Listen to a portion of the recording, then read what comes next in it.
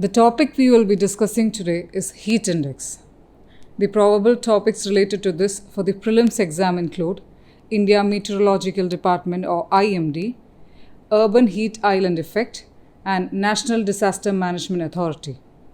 For the mains, one must cover the issues related to heat waves in India. Now let's see what the context is. The IMD is planning to issue heat index readings for weather stations across India. It calculates the real feel for issues with temperature readings.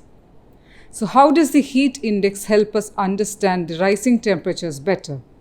Traditional climate prediction models are becoming increasingly inaccurate as the consequences of the climate crisis worsen, highlighting the need for more sensitive mitigation and adaptation strategies. The IMD made a step ahead by announcing intentions to calculate the real feel heat index to provide heat index measurements for meteorological stations. This is a crucial step. Relative humidity, wind speed, maximum temperature, and cloud cover all need to be taken into account when determining how uncomfortable a person is.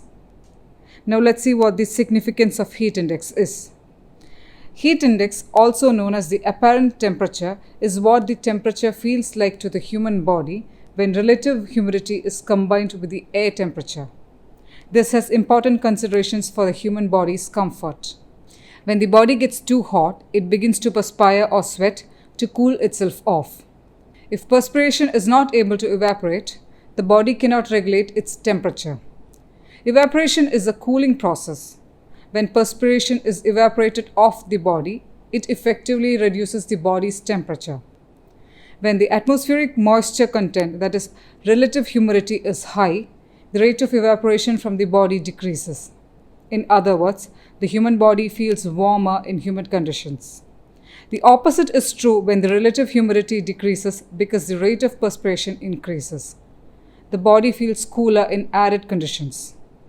There is a direct relationship between the air temperature and relative humidity and the heat index, meaning as the air temperature and relative humidity increase, the heat index increases too. Another topic to be discussed here is heat wave. A heat wave is a period of abnormally high temperatures, a common phenomenon in India during the months of May-June. In some rare cases, it even extends till July. The heat wave is considered when the maximum temperature of a station reaches at least 40 degrees Celsius for plains and at least 30 degrees Celsius for hilly regions.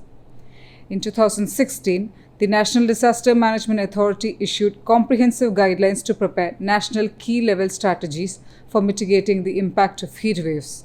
Now let's discuss the limitations of heat index.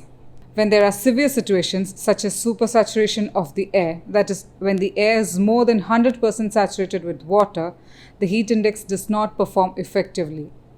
Additional difficulties with the heat index include the assumption that the individual is healthy and has easy access to water and shade. Finally, the lack of exact humidity data in many geographic areas also affects the outcome. Thank you.